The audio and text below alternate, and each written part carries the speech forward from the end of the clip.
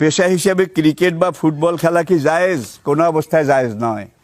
আল্লাহ নবী 3টা খেলা জায়েজ জায়েজ করেছেন। বুখারী, মুসলিম, সুনানে নেসাই, ইবনে মাজা।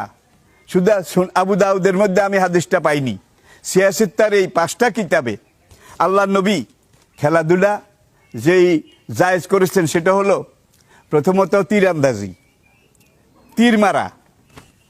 2 নম্বর ঘোড় সওয়ারি, কারণ তখন যুদ্ধ করা হতো তীর দিয়ে, আর তখন যুদ্ধের ময়দানে যাওয়া হতো, মোকাবিলা করা হতো ঘোড়ায় চড়ে।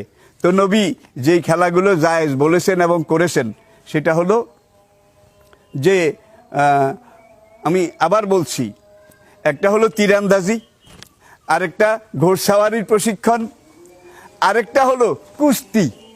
বদরের যুদ্ধে 2 তরুণ, বয়স 12 বছর পার হয়নি, তারা এসে এখন সেনাবাহিনীতে রিক্রুট হওয়ার জন্যে লাইনে দাঁড়িয়েছেন। আল্লাহ নবী বাসুনির মধ্যে একজনের নাম মাজ, আরেকজনের নাম মুআব্বাজ, আপনারা জানেন। তারপরও আমি একটু রিপিট করে দিলাম।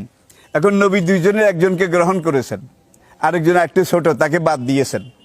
এখন ছোটজন বলে, ইয়া রাসূলুল্লাহ, আমাকে বাদ দিলেন আর ওকে নিলেন? কয়, সে তোমার চেয়ে একটু লম্বা। এখন